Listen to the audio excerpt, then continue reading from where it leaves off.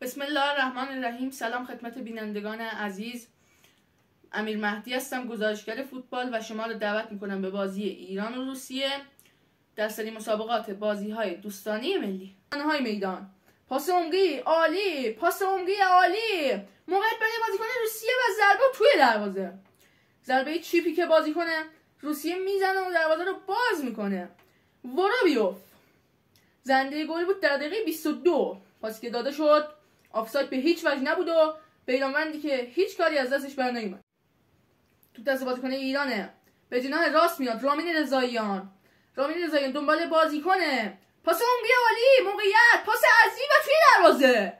امیرحسین زاده فریاد میزنه یا شاسین تراختور. 10 تیم ملی تو دقیقه 48 دروازه روسیه رو باز میکنه، گل مساوی برای ایرانیا میزنه و خوشحالیش هم به این شکل انجام میده.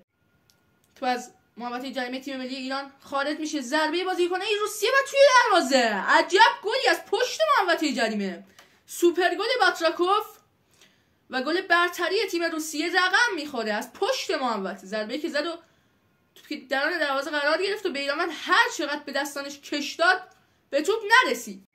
سوت پایان بازی به صدا در میاد و روسیه موفق میشه مانچه 2-1 ایران رو شکست بده. ممنون از اینکه تا آخرین لحظه با ما همراه بودین. شب بخیر و خدایا رو نگهدار.